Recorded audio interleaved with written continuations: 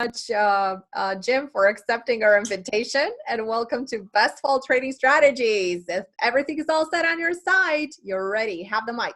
Okay. Thanks a lot, Anka. This is Jim Kenney, content provider at OptionProfessor.com.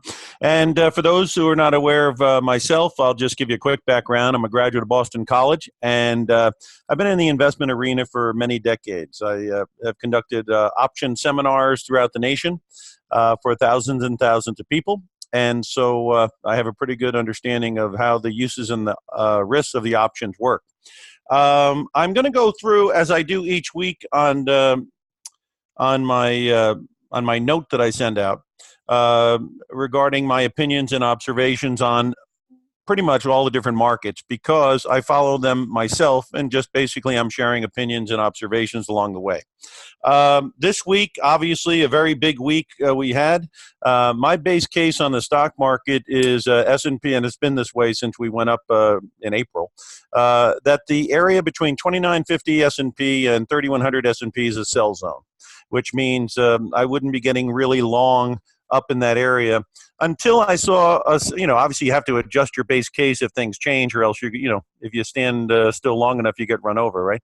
But the things that have me concerned since April continue to have me concerned, and they are what? The Russell, which topped out at 1,700 and change, has had a heck of a time even getting above 1,600. And the second area is the transportation average, which topped out 11,000, and it's had and change. It might even be higher than that. I'll check right now. But it's had a heck of a time getting and staying above 10,500.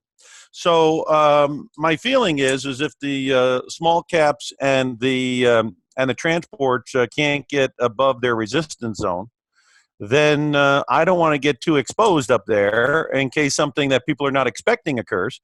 Because, again, when you see a crowded trade and then people want to come out of it, you can, see a real stampede, and it can be pretty quick and pretty nasty. For instance, Boeing this week, was doing very good. It had come off the lows from the 300 area or whatever, went up there pretty nice.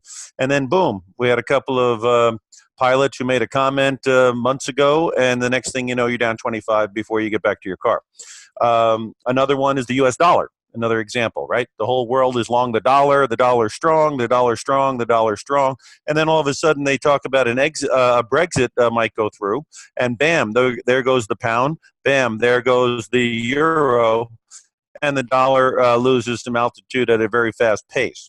So, I don't really want to have a ton of exposure that if something were to happen that's unforeseen, that the stampede out of stocks could take me out as well. We even saw it a little bit in the bond market with regards to when the 140 hit on the 10-year, and it snapped back to 2 almost very quickly because of, again, the positioning was so one-sided that unless things really go in that direction, you're going to get something where the other side's going to start winning a bit, right?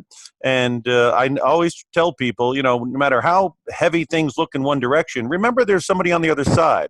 So, if you see some market that's tanking and the volume is enormous and the market is way, way down, well, remember some guy took in all the buys. He was on the buy side taking in all that selling. And a lot of times what can happen is when the volume is huge in one direction and the other side takes it in at a very advantageous price, what does that mean?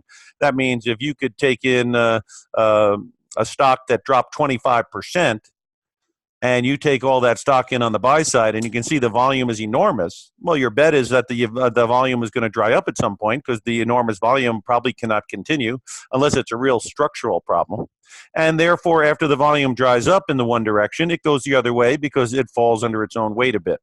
So you'll see lower volume, converse movements when you get big movements in one direction. That's a good example would be the bond market when it went down to 140 and the 10-year was trading way above 130 on the futures. And then, of course, it did come back down. Another good example is gold. I'll get into that in a minute, but I'm just making a point that, what you're seeing today is not necessarily what you'll see in a week or two. And if the volume is huge and the move is huge and it gets way away from its moving averages, the 250 is ones I follow, then you've got a probability play going. Now, it's not always going to happen. A stock like Chipotle has been trading way above its 200-day average for a long time. So it's not a for sure, but I'm a probability guy, right? And so if the probabilities, in my view, are favoring something else, I'm going to be prepared for it. But gold, again, their moving averages was in the 1300s. This thing was trading up at 1580. Obviously, it had a stampede of volume in there.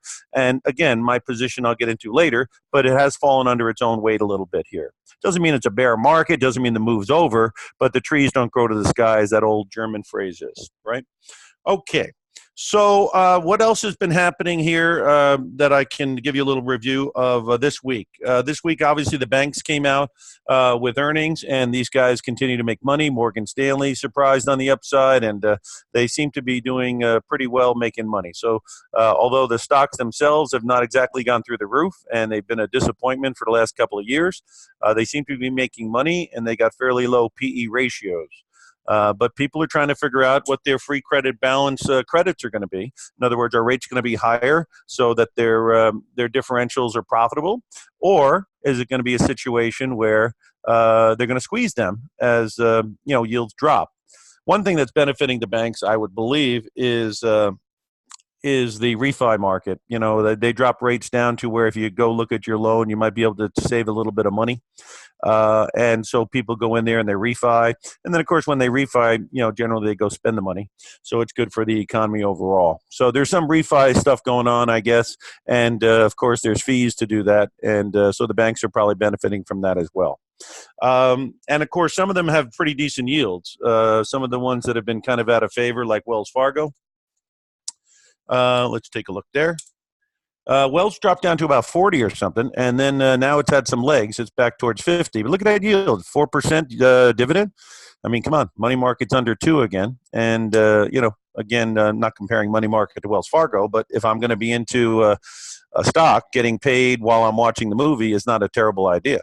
And, again, let's take a look at the moving averages here. So we're at about $50. And I think the moving averages are under the market. You can see if we get above 50, it's going to be very positive for Wells Fargo, in my view. And there you go. Your 200-day moving averages are converging at about $47. Things trading at 50. You start breaking above 50, you got a 4% dividend. What's the PE ratio? 10? I mean, maybe not a bad bet. But, and again, if you think the economy is not going to slow down like the entire planet thinks, just like last year, the whole planet thought interest rates were going to go up, and they couldn't have made a bigger about face if they wanted to. Another classic case of everyone betting one way, positioning all being for higher interest rates, and then somebody screams out fire in a movie theater, and bam, you see a lot of people trying to get out. And again, that move down to 140 also had a little bit of a panic vibe. So we've seen two extremes this year in the last 12 months in the interest rate market. And interest rates, your yields, what I'm saying right now, have gone in half. And historically, that has not been a bad thing for asset prices. With regards to, so anyway, the banks have done pretty good. They've made some good money, and some of these laggers, like Wells Fargo, might not be bad, especially if they get legs. You got some lines in the sand right there at $47, with the 200-day and the 50-day moving average converging. Obviously, the ones that everybody loves, the J.P. Morgan. The whole world loves J.P. Morgan, and good reason. It's been a steady riser, as you can see. 121's been the high. Let's take a look at where the 200-day moving average is and see how extended it is. You notice we were only $2 or $3 away from the moving average on Wells Fargo. And here, the moving average is down at 109. So you're about 10% above. Nothing tremendous, but, there's some real estate between 120 and 109. And you can see it's trying to break above that 120. So what do you got to say? If this is going to go up to 130, can Wells Fargo play a catch-up game? And that's possible. Another one that people are keen on is Bank of America. But I wonder out loud, is Bank of America going to be in trouble because of their Merrill Lynch unit? Schwab announced no commissions, and it really hurt some stocks like Ameritrade and other companies that are, and Interactive Brokers has not been doing all that great. And so I'm wondering if there'll be a drag on the Merrill Lynch unit on the Bank of America. But so far, it's right up there near the high as well. So again, these banks are right around the highs, 120 area or so on the JP, and Bank of America around 31. And if they give up here, that's 1, 2, 3 times. So, if they give up here, that wouldn't be so good for the market. Obviously, getting above 31 and JP breaking out, that would be positive, particularly for the financials. So again, if you go back a few more years, so you get an idea, I'll give you a 3-year chart here. Put it in perspective. Okay, when you put it in perspective, this one here actually is coming up and it's trying to take out this high. You see this action here. You can see if it gets above the 32 area, all this stuff here could obviously form some kind of a base, and so that could be very positive. But again, right now, there's still the Missouri show me state, right? Because we're still underneath the 32 area. So that's a little look at the financials, because that has been somewhat of a bright spot. Another crowded area is in the utilities. And we'll look at XLU real quick. Now, this is generally considered a defensive bet. Let's get it up here. But it's in the utility sector. There you go. And you can see over the last few years here anyway, you can see that it has had a pretty good size move. It pays decent dividends, and basically people go there because they figure you got to pay your utility bill. They're not going to go away. And if we do get growth in housing, which we are, that's obviously more utility bills to be coming in. So I think there's a connection between the defensive factor of utilities and the housing starts and housing situation, because obviously you need more electric and gas and all that kind of stuff when you have a housing boom. And I'll get into that a little bit later as well, the housing situation. But what you're looking at here is utilities, which is a very crowded trade. So if interest rates were to go up, and I'll look at the TLT in a minute, this would be a vulnerable sector, because obviously it's a crowded trade with a lot of people having already been in there. And if rates were to go up, which would be a surprise, yields, not the Fed hiking rates, but if yields rose for whatever reason, then obviously there'd be vulnerability in this, and there'd be more than a couple of people wanting to come out. So you got to keep an eye on that. But right now, it's been a performer, and you can't badmouth the performance, but you always got to look at where the puck is going to be, not where the puck is right now. All right, the other one here is in REITs, and REITs has been another one that has been a very good performer. Again, these are both considered defensive type trades, but they're also crowded. Crowded means that you can see from the chart, you don't go from 70 up to 95 with nobody buying, right? So there's been a lot of buying, right? And if you notice, the volume was really big on the downside, and the volume on this rally has not been anywhere near what the volume was on the downside. So if this is just a light volume rally, again, a rising yield market may have an effect on this as well. And if people want to come out of this thing, obviously there's going to be a lot more people wanting to come out than want to come in if the news changes. So those would be two areas that look good now, that have been good, but could have vulnerability if the winds of change were to blow. Okay, let's talk about that housing, because that's another one that, the trees don't grow to the sky. And I'm going to give you a couple of different ones that I'm looking at. First of all, you're looking at the the IYT. Let me double check my notes here. Well, I'll give you a first one that we all know about, and that's Pulte Home. Okay? Yep. Not very good there. Yep, there's Pulte. I mean, obviously, this has been a great place to be. Like I've been telling people, almost 70% of 20-year-olds live with their parents. Okay, so that creates a nice buying pool, in the market, because, and again, a lot of these guys who have starter homes, and the interest rate being so low, and 3.5% unemployment, you have a good storm there of people wanting to get out of the house and buy themselves a home. Having said that, we have gone from 20 up to almost 40. And if we look at the moving average now on Pulte Home, as an example, you are looking at a moving average of, let's get this down here. we're looking at a moving average of 31 on the 200-day. So you take the 31 and, ballpark figure and 38, and you got $7.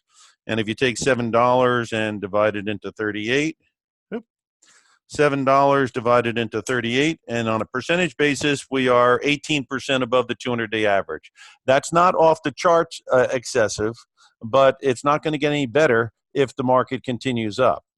Let's take a look at another one, which is Lennar, another one that is very popular. And Lennar is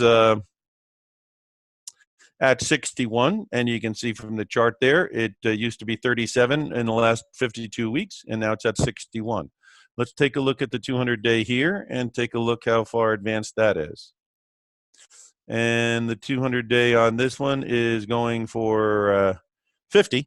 So you are, again, 15% above. Again, these aren't off the chart excessive. Believe me, I've seen them bigger, 30, 40, 50%. Some of them, like Roku, was over 100% above its 200-day average. Now, I didn't know what was going to happen at Roku, but I probably figured it wasn't going to be good. And once they got some competition news in there, you saw what happened to Roku. So when these things get way away from their 200-day average, I'm definitely throwing up the warning flag, no matter what the news is on it. Okay, so that was Lennar and KB Homes. Let's take a look there.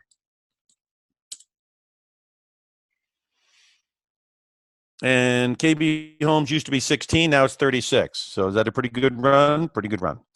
And where is the 200-day average on it? And the 200-day average on it is just underneath there at 26. So this is 10 divided into 36. This is a little bit more than the others, I guess. This is more like 27% above the 200-day average.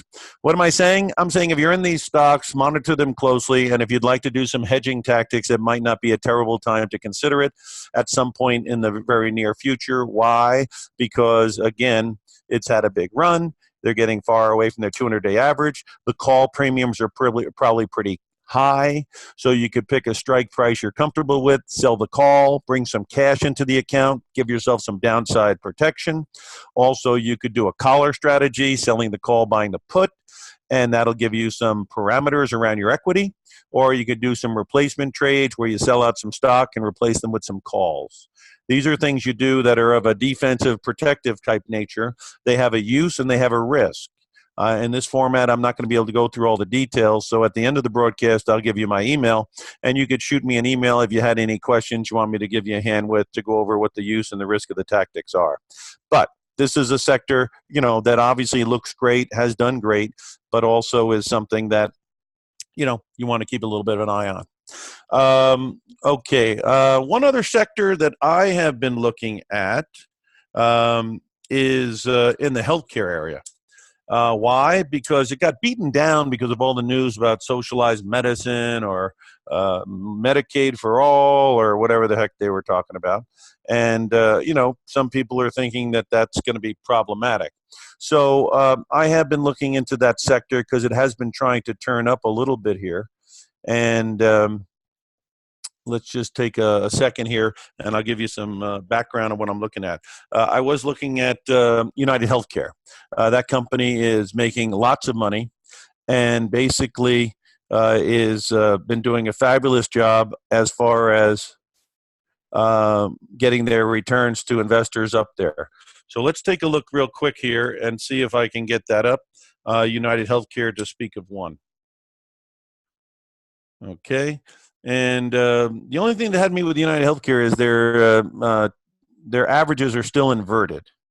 Okay, which means that this thing may not be able to break through 250.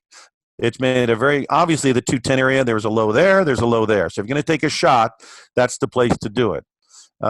Because you've got some kind of a defensible point there at the 210 area. Now that we've had a $35 run, and you've got all this action around 250, it becomes a little bit more complicated. And you've got a gap there between 225 and 230, something like that.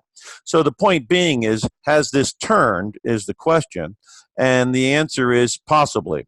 And the other thing is, let me just See if I can get a detailed quote up there. The moving averages are still inverted, which makes me a little concerned because that's what makes me think that maybe it won't break through the 250 right away. So you got 230 on the 50-day and 244 on the 200-day. So they're very inverted still, but we have been able to break above the 200-day. But the key here is will it be able to hold its water and get above the 250 level? What may happen here, if things quiet down, is we could maybe stabilize between the 230 and the 250 area and maybe get that 50-day above the 200-day, and that might be a better time to look at more of a longer-term play.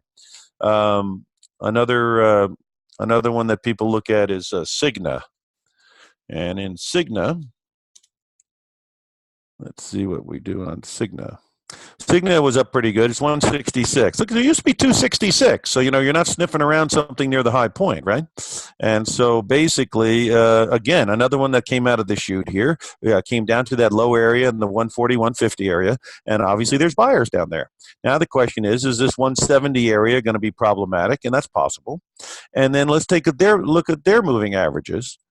15 PE ratio is not exactly off the charts, which means they're still making money. Maybe they were overvalued on the PE ratio, and that's why they came down, which might be a reason why Amazon's having trouble getting going. You're at 166 on the 200-day, so you're just about clearing it. Really, it looks like a ditto of United Healthcare. What am I saying? Look at the chart on the right. That 150 area looks like a pretty good base, right? 150 area looks like a pretty good base. Just like 210, 220 is a pretty good base on United Healthcare. If you can get above 180, then that's that point there. And of course, that was the low here. You see the low there, and then the high there. That's why we stopped at 180, right? So getting above 180 would open the door for the higher levels that this thing has traded at in the past. But again, I'm looking at something that has not already been bid up through the roof. Okay, let's see. What else do I have here? I went over the Okay, let's start going over the bond market a little bit. TLT. Okay, TLT is a proxy for the 20-year bond. And look at it there. You can see big rally. That's last December, right? 3.25 or 3.25, right? Boom, goes to half price. Well, you're going to get about a 50% move then, right? So there you go, up to 150. Now, the 150 area was, in my view, a little bit of a panic buying situation. Then, of course, when people want to get out and the volume has all been on one side, boom, look how fast you go down to 135, right? Now we've struggled back up to 145, okay? And you can see we didn't take out the 150. Now we're stuck right here at 140, okay? I think this is something to keep an eye on. If we take out 135 and that gap there, take out 135, you see these highs there? If you take out this 135 and start seeing it going down further, I think the idea that yields could be going higher are going to become very real. And since the entire planet is looking for rates to be low or even going to zero, then I would say that the entire planet is not always right. So you have to be a little bit careful here because the momentum is still for lower rates, right? But the bloom has come off the rose a bit. And if the bloom comes off the rose by breaking 135 and 130, then preparing for higher yields makes more sense. And again, just think how opposite we were last December. We were looking at 3.25 and we thought it was going to 4. And the entire planet was planning for that. Now we've cut rates in half. We got the Fed thinking that 3.5% unemployment and 3,000 on the S&P is so scary, we got to start cutting interest rates in half. That sounds crazy to me. I've been around the block a couple of times. And they are acting as if inflation will never, ever come back. Well, maybe that's true. And maybe it's all technology oriented. Why? Because you can shop everybody very easily on the internet and cut their margins down to zero. Maybe that's been the problem. But the situation is everyone is betting that way, which means positioning is that way. Which means at some point you exhaust that positioning, and then if something surprising happens, like CPI, which has been creeping up, say it creeps up even further, and you've got interest down at 1.5%, well, things can get pretty dodgy at that point, and then people may want to get out of the bond market. And also, I'm a big debt bear from the standpoint of is 15, 16 trillion in negative yielding debt. I mean, you had Japan, Toyota, just this week issue $3 a three-year debt and didn't have to pay a penny in interest. That's very weird, and weird doesn't last all the time.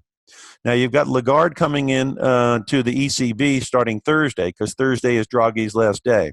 And Lagarde is talking about getting a stimulus package going. Now, if they could convince the Germans to do some stimulating, you could see a totally different growth situation next year. Because, again, people are saying recession next year. Now, if it doesn't work out that way, and the CPI starts picking up, and Europe gets a kick, which you can see from their currencies, people are pretty much caged up, ready to go. The German saving rate is huge. So there's a lot of pent-up money out there. If they get the go sign, that could be a very big order imbalance as well. People plowing into European stocks, and there's no sellers because the news has changed. So if we get that type of activity, I wouldn't be betting on zero interest in that environment. So again, we don't know exactly what the future holds, but on the interest rate front, if you take out the 145 here in this area here, then I would be the first one to say that going down towards 1.25 on the 10-year is back on the table. If you take out this 135 area, then I would say that the economy may be stronger next year than expected. Worldwide economies could pick up next year. And also, it could be a situation where inflation could be bigger than they think, and this bond market does not have any of that factored into it. Okay, and again, if these things go down and the yields jump, there goes your utilities, there goes your REITs a little bit, right? There goes all those housing stocks. So that's what I'm trying to say is looking down the road, I would be very much keeping an eye on those things, because you got heavy participation in the housing, heavy participation in utilities and REITs, and it's been based on this interest rate yields dropping. And if that game is ending and people are not prepared for it, then you got that situation where you can have an order imbalance situation where everybody wants out and nobody wants in. Again, the scariest part in the debt market to me is how much is in triple Bs. Those are called the lowest form of investment grade, and that is a crowded trade as well. So if those people ever wanted to come out en masse, again, the liquidity in the bond market can be a bit dodgy during certain periods. And ergo, a lot of people having to get out because triple Bs become B, they get lowered.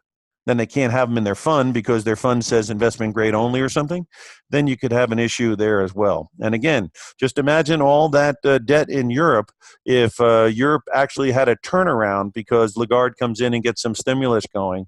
There's vulnerability there because you got $16 trillion out there that's not paying anything and actually, paying less than anything. So it's a weird situation. It's gone on for a while, but I don't know if weird lasts forever. So I'd be a little bit concerned about that. Okay. What else do we have going on out here? We've got the U.S. dollar. That was a big story this week.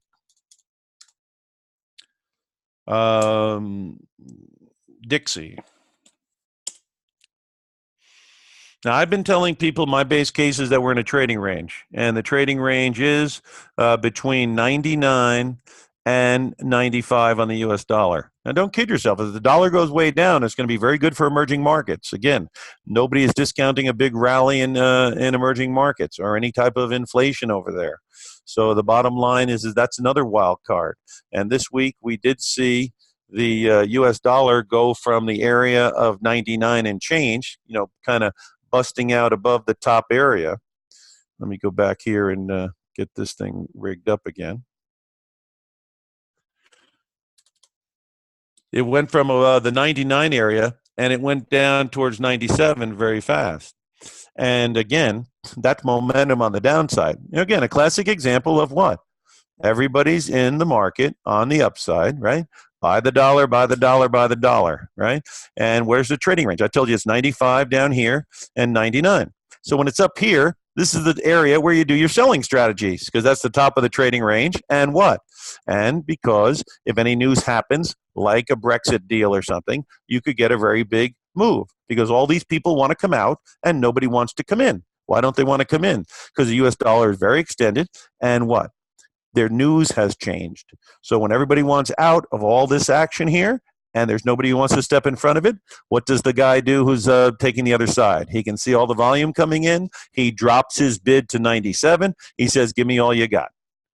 Now, next week, if they don't get Brexit done, I see some fantastic protests in London today.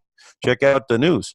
And I mean, I'm talking about, it seemed like millions of people to me in the street saying, no Brexit, don't anti-Brexit.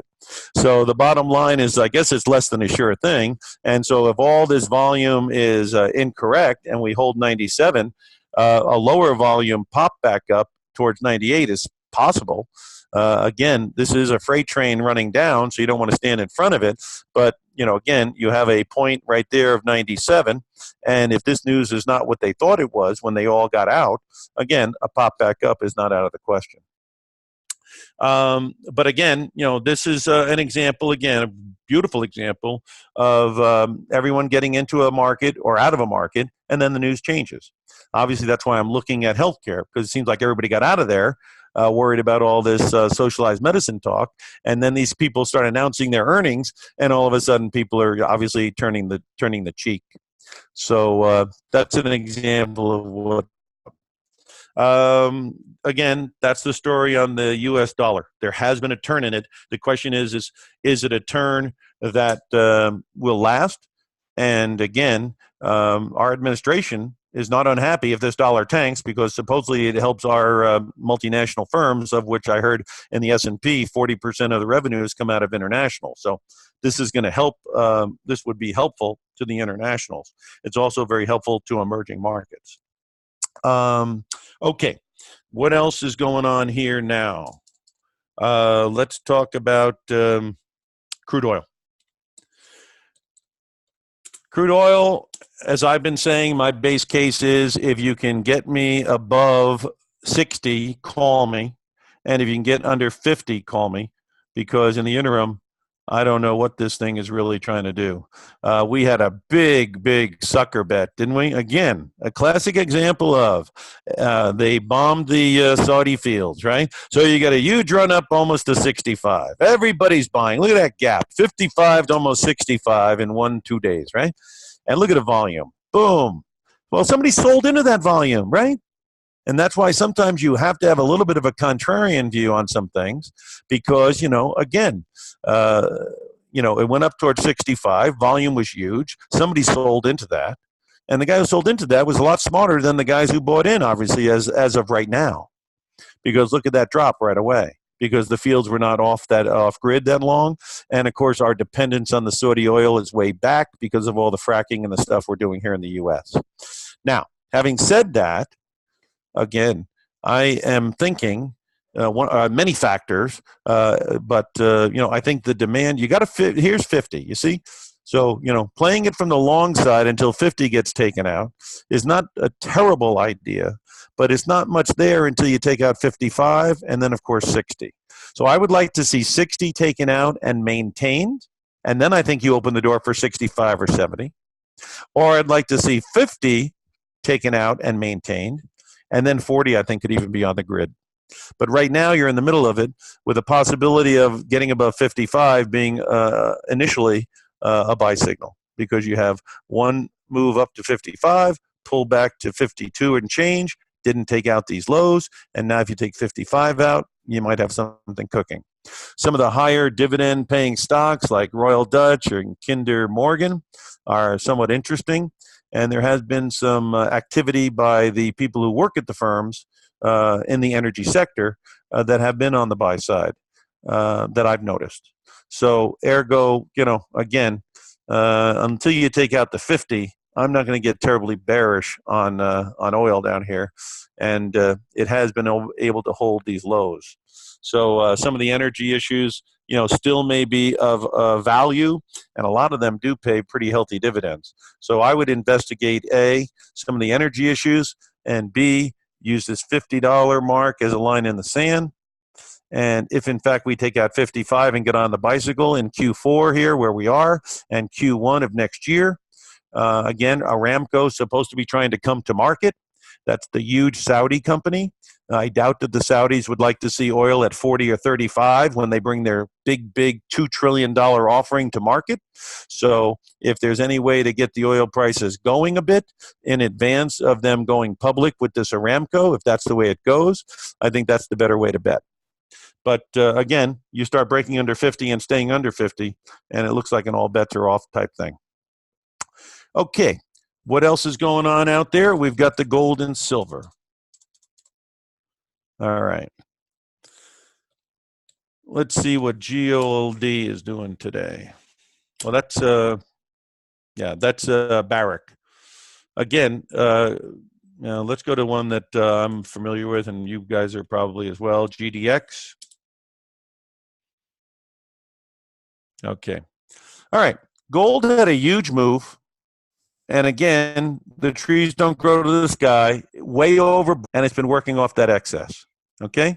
There's still a gap on GDX down at 24, and there's one way down here at that. The likelihood, I think, of coming way down here, if it's still a bull market, is probably not that great. The possibility of going and filling the gap at 24 is still in the cards because you have lower highs coming in. Okay? Now, again, the dollar dropping should be good for gold because obviously it's a inverse trade to the dollar, or at least it's believed to be. And also, if inflation does pick up and these yields start picking up, it would be evidence that obviously prices are moving a little bit. Again, the entire world thinks there's never going to be any inflation. And they actually, there's thought that the reason this debt is being issued at 16 trillion is fighting deflation. And that's why they're printing money like crazy, and that's why they are issuing their own debt and buying their own debt and everything else. And all the shenanigans with QE and all the rest of it. They're fighting like heck against deflating prices. Well, prices are pretty high. I mean, you go out to California, where I was last weekend, and I used to live out there for 25 years. And, it's no surprise to me why there's so many homeless out there because you need to have a ton of money to buy anything out there.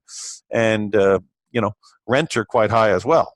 So, to sustain those prices, you need to have extremely low interest rates, which is what the Fed's trying to do, so you can live on borrowed money, and everyone can walk around, thinking they're very wealthy because everything is leveraged.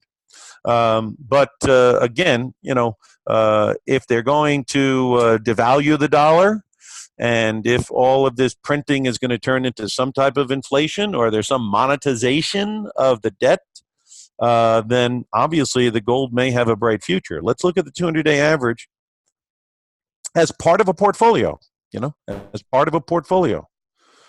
You got an inverted, 50 and 200 day, so that's not a bad thing. And, the volume is drying up here a little bit. The volume on this stuff used to be 67 on the run up, and now on the pullback, look at the volume, 31. So when you have big volume one way and then a light volume the other way, sometimes the other way situation is temporary. Again, I said $24 to keep an eye on, and I definitely would keep an eye on that number because it also coincides with the 200-day moving average. And the volume during the decline here, it may be drying up just a little bit as well. Another way to diversify into the gold is through the juniors. What does that mean? Those are smaller gold companies, but they tend to be more volatile. As you can see, the GDX had certain volatility, but look at the juniors. They went from $28 up to 44. And that's a pretty big move. Something in the neighborhood of 80%, right? So they had a big run, right? And that's why I was telling people, hey, my base case is 1520 to 1580 on gold is the sell zone, right? And so far, that's been a pretty good thing to do. Now, with regards to the price of bullion, we're at about 1475 to 1500. 1475 is some support, 1450, 1400, 1375. Okay, those are your levels where you'd want to monitor it to see if it's going to hold, and if you wanted to dollar cost average because you were a long-term bull, those would be levels that I would be looking at. Again, right now on the juniors, it is trying to hold this area of 36. You see the high there was 36, the low there was 36, peaked through it a little bit, but now it's at 37. So this area right around here is an area where it's probably trying to hold on because it has some support there. and some support down there.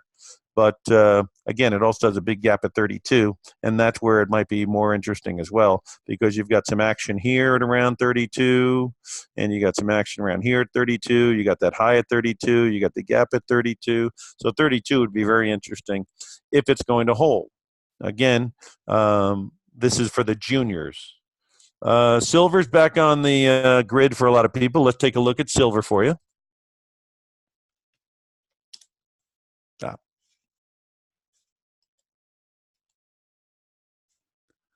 Hold on. All right, SLV, which is your proxy for the silver, 1641. Again, that went through the roof as well. I'm not really giving input on the silver, but look at the volume and look at the price. And you want to look at the 200-day moving average? Let's take a look. 200-day moving average on silver, 1380. And the thing went to 18, right? Where'd it go? 1835. The moving average down is $5 above the moving average. So what are you talking about here? You're talking about 36% above the 200-day average. That's a lot. That's a lot. Now it has come down to the 16 area. Can you see those lows, those highs there? So that's why this neighborhood here around 16 could be some support, and you could get a bounce off of this area. Okay, but obviously the 200-day is now, at 15, not 13. I misspoke. 1494. So you're getting closer to the moving average, and again, this area of 16. So let's monitor this. And again, the gold to silver ratio, has been ridiculous in my view, because it had gone to like 93 to 1. For years and years, it used to be 30, 40 to 1. Then it was, 60 to 80 to 1. And then I think it sounds like a blow off going to up towards 100 to 1. So it is a cheaper metal. There's no doubt about it. But with platinum and silver at such ridiculous levels to the gold, my question is, and I'm no 100% expert on this, but my question is maybe the use of platinum and silver has gone away a bit, because they're both industrial metals. And obviously, if you don't need them for industry as much, then obviously it's going to be a situation where that's why it would explain why platinum is $500-600 under the price of gold, and why silver ratio to gold is way out of whack. So I'm not an expert in this, but if I was a guessing man, I'd look into that, because again, the two industrial metals are way out of whack from gold, and gold is not as much an industrial metal. It's more of a monetary metal. So obviously that has been unabated by whatever's happened to the other two. But again, you can see the 16 area is a neighborhood where it's trying to hold. And so again, your 200-day is at just a shade under 15. And again, the volume was way up here during the rally, 24 million shares a day, average 50-day. And now you're pulling back and have been pulling back, I think, on lighter volume. So again, I think you still got bull markets going on in gold and silver. I think when the pullback is over, there's going to be real value there. And I think the explosion of debt throughout the world, combined with paper currency in the US dollar, combined with huge deficits running late cycle. When you're in this cycle 10 years into an expansion, you're supposed to have surpluses. We don't have surpluses. We got huge deficits. So again, you put that all into the soup, and having some exposure in your portfolio to the gold and silver, I don't think it's crazy at all. Okay. What else is going on out there? There's an agricultural market that I've been talking about called soybeans. And again, that's all you hear in the news when they talk about what? China. Well, now they're also talking about pork, because obviously when you have swine flu, nobody wants that kind of pork, right? So they had a real problem with swine flu, and that made them go over to us and start buying pork. Not because they're nice people as much as they're doing us a favor, but because they need the stuff. Now, I've been telling people, and my base case is this drop down here in May was a tradable, again, a tradable low. You see how it's down there and it's surrounded by all these higher lows? That's a good sign for a turn. You get a market that has a point there and then higher points above it, that's a good turn. And did we get a turn? You bet. So we went from what, $8 up to 940, and then we came back down here to 860, which obviously did not take out this number. And now we're trying to take out 940. First resistance for me was this 9 area. Okay, so again, this is the stuff that that Trump wants them to buy. This is the stuff that he wants to campaign on in 12 months by going through the heartland, going, "Look what I did for you," right? Because the whole idea here is to get reelected. So obviously, getting the farmers a bunch of money for their soybeans would be a good deal for the reelection campaign. With regards to resistance, though, I still think this 950 area, right around where we are now, is a problem. And let's go take a look at the longer term graph and see if there's something there. And the moving averages. And the moving averages, yeah, there you go. You get a little more perspective here. Because this stuff in 18 was up near 11, right? So again, does this look like a little bit of a head and shoulders E bottom type thing? Possibly. Where's the neckline? Right around where we are, 950. And so if you can get above this 950 level, okay, then taking a run towards 5, I think, is certainly in the possibilities. And now you've got converging moving averages, so that's a positive. Your 50-day average is 890. Your 200-day is 890. We stay above 890. The 50-day gets above the 200-day, and I think that'll bode well for the future of the price of soybeans.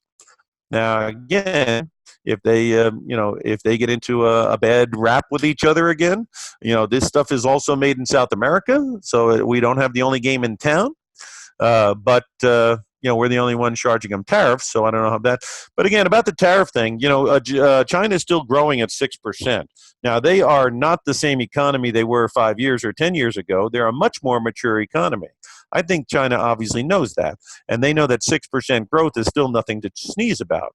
And the persons that they are negotiating against that might be playing hardball, those people are now involved in an impeachment hearing. So the bottom line is that I don't know how much China is going to give up when their patience is legendary, where their economy is still going at 6%, where their stock market is still plus or minus 3,000. And they obviously, do not want to give up the whole boat to a group that, for all intents and purposes, does not have employment guaranteed past next November. So again, buying stuff like soybeans, that's pretty probable. Why? Because they got to eat, right? And it's something that they have to buy somewhere. So that's not really coming off first base very far. That's not a stretch. But again, I've been watching this and telling people about it since we bottomed out at 8, and I've been constructive on it, and I remain constructive on it. Again, getting above 950 is very important, and obviously staying above 880, 890 is important as well. So there you got a couple of different lines in the sand to work with to keep an eye on that area as well. Okay, I got a little bit of time now, so I'm going to go around the horn a little bit and give you some let's look at a couple of stocks here and see what's going on.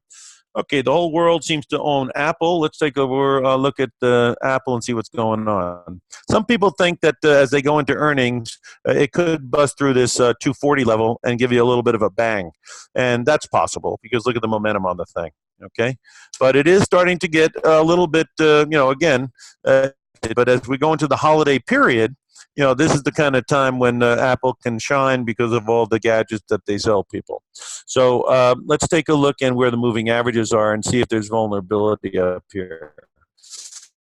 One more through 240, and if you went up to 245, that would be something that I'd be concerned about because the 200-day average is 194. So if you went up to 245, you're going to be $50 above the 200-day average, and $50 above the 200-day average is 25%. And this is a company that is a $1 trillion company. So you got a $1 trillion company that's trading 26% if we go to 245 above its 200-day moving average. And that would be a neighborhood after I saw a formation, meaning a high surrounded by lower highs, that I might start hedging into using those tactics that I talked about, like covered call writing, replacement trades, and collars. Again, if you have questions on that, I'm going to give you my email in a little bit, and you can shoot me an email if you have any questions. But again, obviously it looks very good. It just looks very overbought. And again, they could get one more pop, but that last pop, I think I'd be a little bit concerned about because of the 200-day average. All right, Amazon. You know, I told people about Amazon when it hit 2050 that its 200-day average was at 1550, and boy, did it go into the tank after that. So let's take a look here now. You see, when it was up at 2050 here, the 200-day average was way down here at 1550, and you see, boom and boom, and now it's having trouble again. I think one of the troubles with Amazon is that it used to be PE ratio way over 100, and look at this, the PE ratio is down in the 70s. I think people are not willing, and the IPO market might be telling you this, that they're not going to pay unlimited amounts of money for earnings. Okay, and Amazon is a more mature company now, obviously, than they ever were. And so the bottom line is people are concerned about what? They're concerned that the valuation is high. And so people could be confused. Amazon, record profits, and the stock doesn't advance. Well, why is that? Because, again, people aren't willing to pay unbelievable amounts of PE on it because they are believing that Amazon is going to get some competition, that they think that Amazon is more mature than people believe. And again, that's the issue, I think, at Amazon. Now, again, there's a gap there where it came down right above 1950 to 2000. Let's look at the okay, moving averages are inverted to the downside, and it looks like 1800 would be resistance. So if you got above 1800, I would be more inclined to think more positively about it, because at least it would then be back above the 200-day moving average. But right now, you know, you could be holding on to something, but you can see that there's a lot of support at 1500. A lot of support around 1500. So that's really the big line in the sand. If you ever see it trading under 1500, then I think the more severe problems are going to be going on. Let's look at Roku, because it had a big drop, and let's see if there's any value there. I thought right around that 100 mark was a good place to take a shot, and it looks like it has been. So basically, you're looking at, let's put up the moving average, because it's the poster child of what I'm talking about. I'm only looking at probabilities. There's no exact science here. Okay, but we were up at, how high has this thing been? 176? Okay, and look where the moving average was. And now it's at 88. It was even lower. But just look at today's. If you take 176 and minus your 88, you're going to be 88 bucks. It's 100% above its 200-day moving average when it hit that high in September. Now, the moving averages were, again, in the 88 area. But see the support around 100? That's where I thought the bounce would come, because you see right up on the left hand, I'll put my cursor on it for you so you can see. You see that area? That's where it took off from. So you can see why bouncing off 100 made sense. And we got a pretty good bounce, about what, a $30, $40 move, okay? Now, we'll have to see what happens. But that was a pretty good trading opportunity. And the volume's picking up pretty good here, because, look, the volume was only 19 million average for 50 days, and it's 32 million on Friday. So that's a pretty good sell-off volume. Okay, now that doesn't mean it can't pop back up, but I would definitely use that 100 area as my line in the sand. I wouldn't want it breaking underneath that. And certainly 88 is not a bad line in the sand using the 200-day moving average. But again, it's an example of when things get way away from their averages, you got to be careful.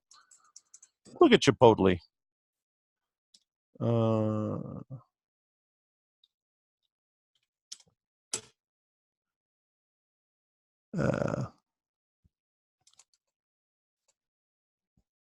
Hang on one second here.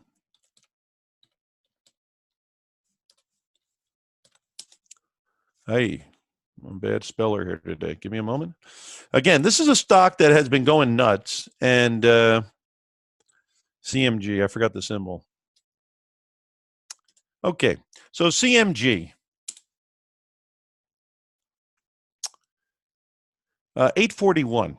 Yeah. Again, let me show you. This is an example why just because you're way away from the moving average does not by itself mean it has to come down. It's just probability makes me feel that way.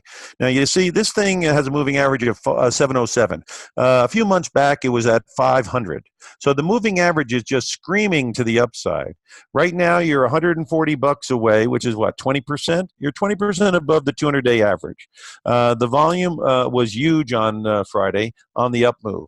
So again, people are plowing into this thing, and the PE ratio is 94.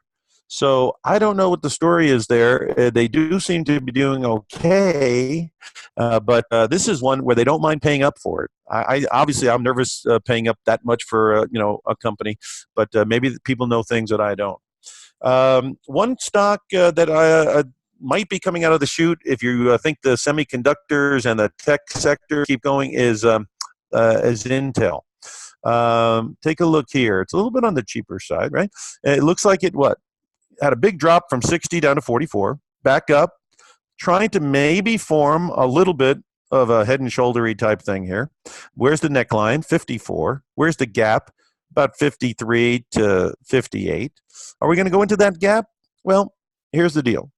The moving averages on Intel are under the market, and they're both at 49 bucks, right? So if we can stay above 49, get the 50-day above the 200-day, and the semis and the tech sector is going to go, then obviously this could have some opportunity to it. So I've been looking a little bit at that as well.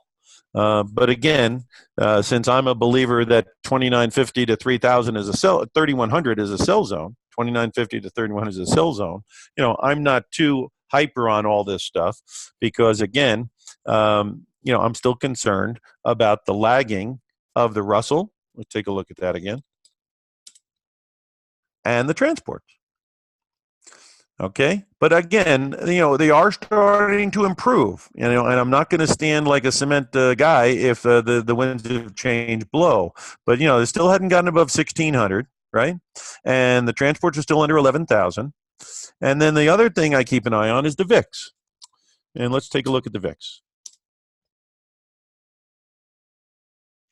VIX is, you see, when the VIX gets under 14, it could be getting into a situation where it could be going into these lower areas. I think when it's trading between 10 and 14, meaning under 14, between 10 and 14, that the market has a pretty good shot at taking off and getting very strong. So again, it got under 14, but now it's back above it. So if next week we start seeing 15, 16, then I think the likelihood of a correction is going to increase again. Likewise, if we started seeing 12 or 11 or underneath 13, then I think we're going to take out that high of 30.30 and probably take another shot at the higher levels. But again, I think that window, 3,100 to 2,950, is still not a bad range to consider a sell zone on the S&P, unless and until we can get this VIX underneath 14 and let it stay there. And until and at such time, we can get that Russell above 1,600 at least, and the transports above 11,000 at least. Then you'd have to adjust your base case a little bit, I think. Although I am giving it a pretty good parameter there because, again, there are some people, though. I was listening to Leon Cooperman on TV, and he was thinking that if things get going, a 10% rise in the S&P is not off the charts. And there has been a ton of liquidation in the stocks where people have raised cash, and some people think that is also cash that could come right back into the market. Again, we've got a lot of stuff going on this week. I think it's going to be a very big week because we have got Draghi's last situation on Thursday. We've got Caterpillar and 3M coming up. People think if Caterpillar and 3M do not come out with good earnings, that could be an instigator of rolling over. But we've also got other companies like Amazon, Microsoft, Tesla, Twitter coming out as well. So I'm expecting a very big week of activity. I have parameters that I believe in. And again, I hope some of the information I brought to you today has been helpful as well.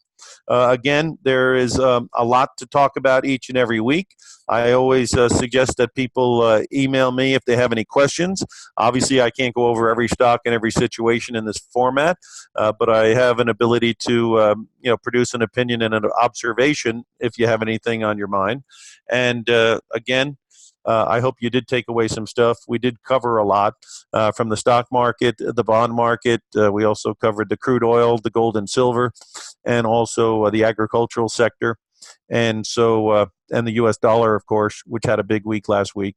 And, looking at those streets of London, that Brexit is going to be wild. And so wild sometimes means increased volatility, which you saw in the U.S. dollar falling off a little bit of a cliff here this week. And you saw a lot of people that are interested in the pound and the euro. So again, it's an exciting time. I'd like to sign off by just inviting you to shoot me an email so that you could get my opinions and my observations on things. And also, if you have any specific questions that I could maybe give you a hand with, I'd be more than happy. The email is simple. It's option, OPTION, professor, PROFESSOR, @gmail.com. I'm going to sign off. It's the top of the hour. I want everybody to have a great weekend and a great Saturday. Go watch some football if that's what you're into. And hopefully I'll be able to talk to you and be with you a little further down the road. Right now, I'm going to turn it back over to Anka and David, and thank everybody for being here today.